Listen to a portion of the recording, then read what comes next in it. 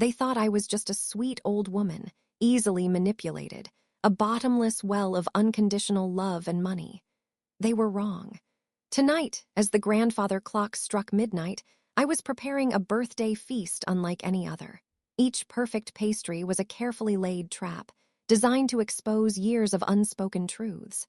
The old grandfather clock in the hall chimed once, marking midnight. For over 50 years, my kitchen had been the heart of this house, a sanctuary of warmth. Flour dusted every surface like soft winter snow, and the scent of cinnamon and melting butter had always been the family's unofficial welcome home. It was a place of love. Tonight, however, the familiar sweetness in the air was laced with something else, something sharp and cold, like a shard of ice. I stood before a marble slab, upon which a dozen masterpieces of pastry awaited their final touch. They were for my party tomorrow, my 71st birthday celebration. My hands, the same hands that had rocked cradles, wiped tears, and kneaded thousands of loaves of bread, were now instruments of a different kind of creation. They were steady, precise, devoid of the warmth they once held.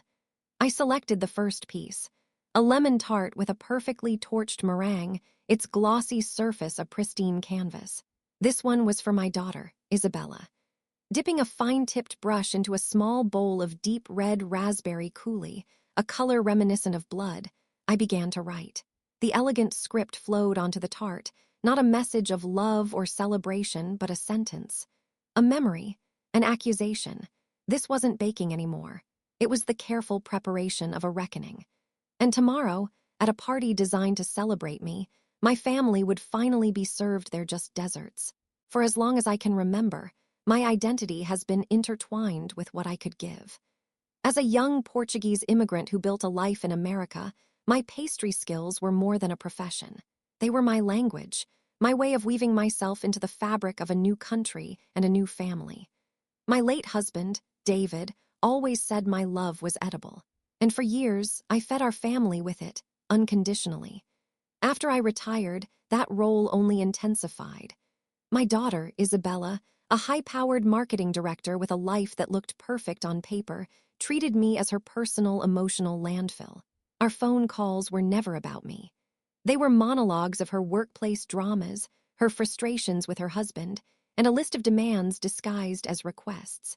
"Mom, can you pick up Leo from soccer? I'm swamped." "Mom, I need you to watch Sophia this weekend. We have a corporate retreat." It was never a question, always an expectation.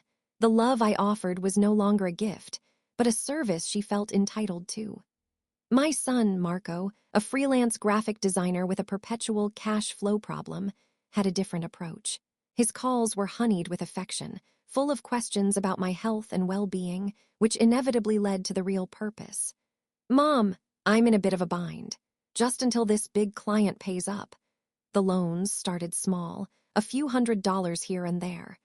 Now they amounted to a sum I was afraid to calculate, a debt he conveniently never mentioned repaying. He preyed on my desire to see him succeed, turning my support into a financial spigot he could twist open at will. And the grandchildren, Leo and Sophia, had learned from the best.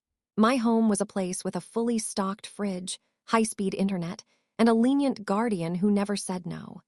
For them, it was a free service establishment. They'd breeze in, grab snacks, barely make eye contact, and disappear into their screens. Respect was a foreign currency in this house. I was the sun they all orbited, but they only faced me when they needed warmth or light, blind to the fact that I, too, was slowly burning out. I told myself this was what families did. They leaned on each other. But I was the only one holding everyone up, and the weight was becoming unbearable. The breaking point, the moment the intricate sugar work of my patience finally shattered, came a week before my 71st birthday. Isabella and Marco had descended upon my living room, ostensibly to discuss my party. In reality, it was a corporate-style takeover of my own celebration. I had pictured a quiet afternoon with a few old friends, perhaps a glass of Vinho Verde, and a simple, homemade bolo de arroz. "No, Mom, that's just depressing," Isabella had said, waving her hand dismissively as if swatting away a fly. "We're going to do this properly, a real party. It's important for us to present a united, successful front." For us asterisk, not for you. The words hung in the air, invisible yet heavy. Marco, eager to please his more forceful sister, nodded in agreement. They scrolled through their phones, rattling off a guest list of Isabella's work colleagues and Marco's potential clients. I was a prop in their production. Then came the final, brutal blow. Isabella, believing she had put her phone on mute while confirming a detail with Marco, had not. Her voice, crisp and clear, filled the room from the speakerphone on the coffee table.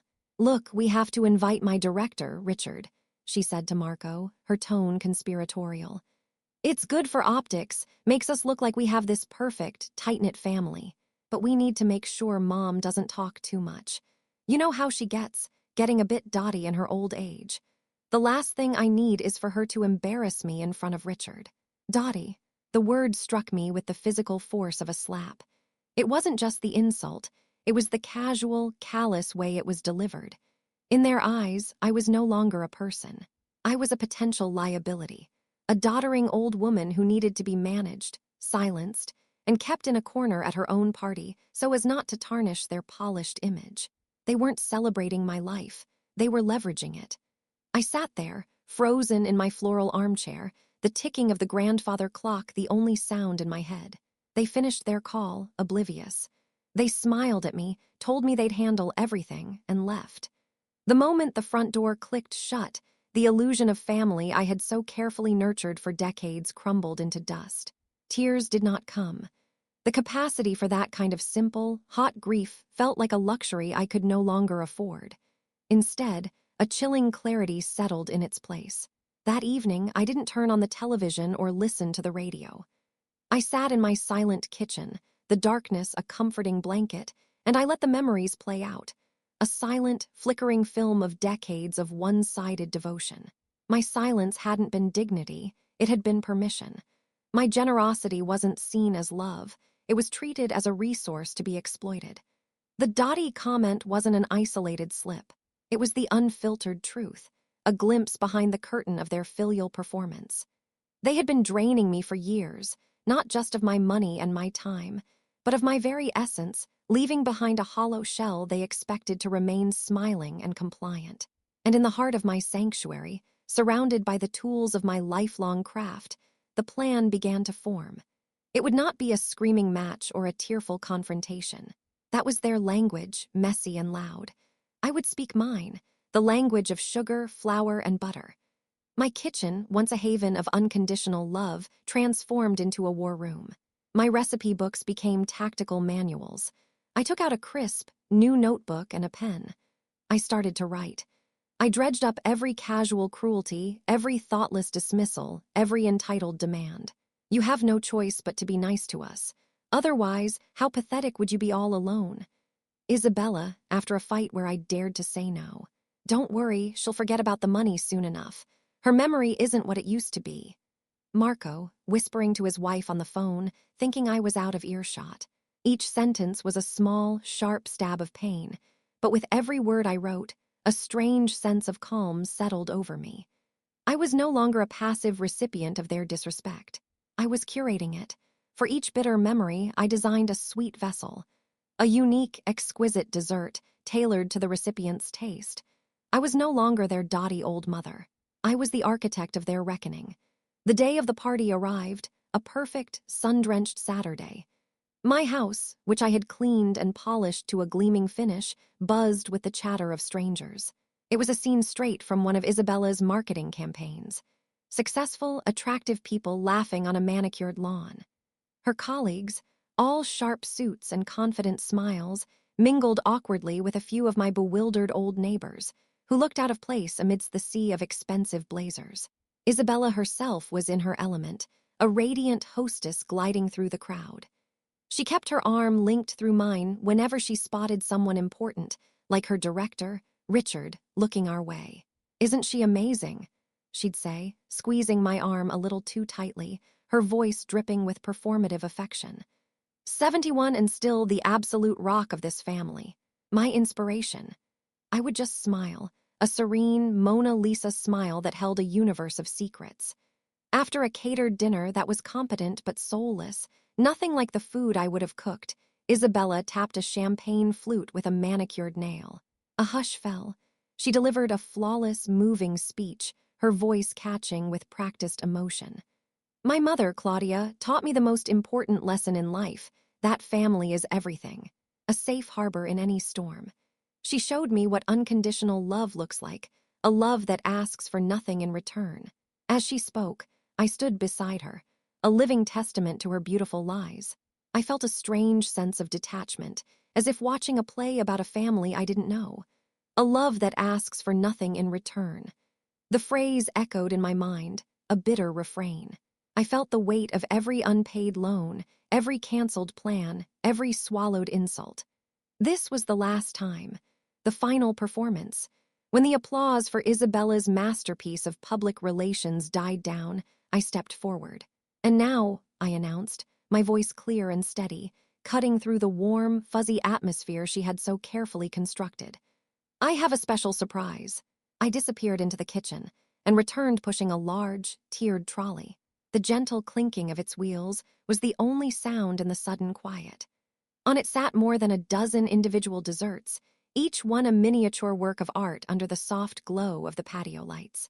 There were glistening lemon tarts with snowy peaks of meringue, rich chocolate lava cakes promising a molten core, delicate towers of pastel-colored macarons, and airy mousse domes shimmering with a fruit glaze.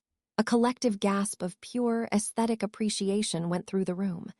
I call these my memory desserts, I explained, my eyes scanning the faces of my family, who were already eyeing their favorites. Over the years, my family has given me so many memorable words. They've become part of our shared story. So, for my dearest ones, I've preserved a few of these special memories in sugar. Each of you has a dessert with a quote on it that holds a special meaning for me. As my birthday gift to myself, I'd love for you to read your unique memory out loud for everyone to share. I beamed at them, a picture of grandmotherly pride, and began placing the desserts into their waiting, unsuspecting hands. The trap was set. The air was thick with anticipation. My family, basking in the glow of Isabella's speech, saw this as the charming culmination of the evening, a quaint, heartfelt gesture from their dear old mother. They didn't see the Trojan horse I was wheeling into the center of their victory celebration. Isabella, as the self-appointed star of the family, went first. I presented her with the lemon tart, her favorite. The perfectly browned meringue peaks looked like a crown. She held it up for everyone to see, a triumphant smile on her face. "Oh, Mom, this is too much," she cooed, before tilting the plate to read the elegant red script. Her smile faltered, just for a second, a tiny crack in the flawless facade. But with her director watching, she had no choice but to play along. She cleared her throat and read, her voice a little too bright. "You have no choice but to be nice to us. Otherwise, how pathetic would you be all alone?" A confused silence rippled through the guests. A few people chuckled uncertainly, assuming it was some kind of inside joke. Isabella's face was a frozen mask of a smile. Next was Marco. I handed him a dark chocolate lava cake dusted with cocoa powder. He loved anything decadent. He picked it up, eager for his turn. He squinted at the white chocolate lettering. As he read, his voice, usually so smooth and confident, began to tremble. "Don't worry, she'll forget about the money soon enough. Her memory isn't what it used to be." The silence that followed was no longer confused. It was heavy, suffocating. The air crackled with dawning horror. Marco's face turned a blotchy red, and he stared at the cake as if it had bitten him. It was the grandchildren's turn. I gave Leo, my 16-year-old grandson, a plate of vibrant macarons. He grabbed one and, with teenage swagger, read the phrase piped onto its surface. "Grandma's house is so boring. I only come over for the Wi-Fi." He stopped, the swagger vanishing, looking around as if he'd just walked into the wrong room. His sister, 14-year-old Sophia, read from her slice of strawberry mousse cake, her voice barely a whisper. *Ugh, are we seriously having her old-fashioned Portuguese food again? The party was dead. The cheerful chatter had evaporated, replaced by a thick, unbearable quiet. Isabella's colleagues shifted on their feet, their gazes darting from my children's horrified faces to my own calm, unwavering expression. My old neighbors, who had witnessed my devotion for years, looked at me with a mixture of shock and profound, heartbreaking understanding. Isabella tried to salvage the situation. What a strange sense of humor you have, Mom, she laughed, a sound like breaking glass. Just a little family roast, everyone. But no one was buying it. The truth, written in sugar and syrup, was undeniable. The party disintegrated within minutes, guests mumbling awkward goodbyes and fleeing into the night. Once the last guest had gone, the storm broke. "How could you?" Isabella shrieked, her face contorted with fury. "You humiliated us, in front of my director, my colleagues. You embarrassed me," Marco chimed in, his voice shaking with rage. "You made me look like a monster." I let their rage wash over me, a storm I had long seen gathering on the horizon. For the first time, it didn't frighten me. I stood in the wreckage of my party, amidst the half-eaten plates and abandoned glasses, and felt a profound sense of peace. I waited until their initial fury had sputtered into ragged, indignant breaths. "Humiliation is a painful thing, isn't it?" I said, my voice quiet, but carrying the weight of every slight I had ever endured. I looked directly at Isabella, then at Marco. "The words you read tonight were not my jokes. They were my memories, your words, every single one." I gestured to Isabella's lemon tart, still sitting on the table like a piece of evidence. "You said that to me last year, Isabella, after I told you I was too tired to babysit on a Saturday. You wanted to make sure I knew my place." I turned to Marco. "And you, Marco? I heard you on the phone with your wife 2 months ago, right after you'd asked me for another $5,000. You were so certain my dotty, old mind wouldn't keep track." Their faces, pale and stricken, told me they remembered. The shock of being confronted with the unvarnished truth, stripped of all excuses, had rendered them speechless. "For years, you have treated me not as your mother, but as a utility," I continued, my voice gaining strength. "An emotional dumpster, a free childcare service, an interest-free bank. You celebrated my unconditional love tonight, but you failed to understand that love is not a blank check for disrespect. It has boundaries. Tonight you found them." I took a deep breath, the air in my lungs feeling cleaner, fresher than it had in years. "This is over. My house is no longer your hotel, your bank, or your daycare. In fact, it will no longer be my house either. It's too big for one person, and it's filled with too many memories I'm ready to leave behind. I'm selling it." That broke their stupor. "Selling the house," Marco stammered. "But where will we have Christmas? Where will the kids stay?" "That is no longer my concern," I said, the words feeling like a liberation. "I am going to use the money to do something for myself, for the first time in a very long time. I am going to travel. I am going to see the places I've only ever dreamed of. My life from this day forward is my own." 6 months later, the clinking of my spoon against a ceramic cup was the only sound that mattered. I was sitting at a small, sun-drenched cafe in the Alfama district of Lisbon, the city of my youth. The air smelled of salt from the nearby Tagus River and the sweet, caramelized sugar of a freshly baked pastel de nata on the plate before me. It was perfect. I looked different. The perpetual tension that had lined my brow for years had smoothed away, replaced by the sun-kissed glow of a Mediterranean spring. I felt lighter, as if I had shed a heavy, invisible coat I hadn't realized I was wearing. My days were my own, dictated by whim and wonder, not by duty and demand. I was writing a postcard to an old friend from my baking days, describing the vibrant blue tiles and the hauntingly beautiful Fathu music I'd heard the night before. My phone buzzed on the wrought iron table. It was Isabella. I let it buzz a second time before answering, a small act of reclaiming power. Her voice was different, too. The usual tone of brisk entitlement was gone, replaced by a hesitant, tentative quality. "Hi, Mom. I was just calling to see how you were, to see if you're okay." "I am more than okay, Isabella. I am happy," I replied, my voice calm and polite, but with a new, unbreachable distance. The conversation was short. I offered no details she didn't ask for, and I asked nothing of her life. The power dynamic had been irrevocably reset. I was no longer a satellite to her world. I was the center of my own. After hanging up, I took a bite of the warm custard tart. The flaky pastry shattered between my teeth, the creamy filling a sweet, uncomplicated joy. I looked out over the terracotta rooftops towards the sparkling water of the harbor. A genuine smile, one that reached my eyes and filled my heart, spread across my face. The sweet revenge dessert party hadn't just been about vengeance. It had been about liberation. I hadn't destroyed my family. I had simply resigned from the toxic role they had written for me. And in doing so, I had finally given myself the sweetest gift of all: a peaceful, delicious, and gloriously free life.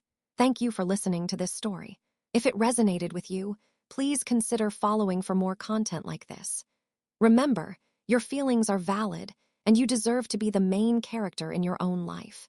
Feel free to share your own stories of finding justice and peace in the comments below.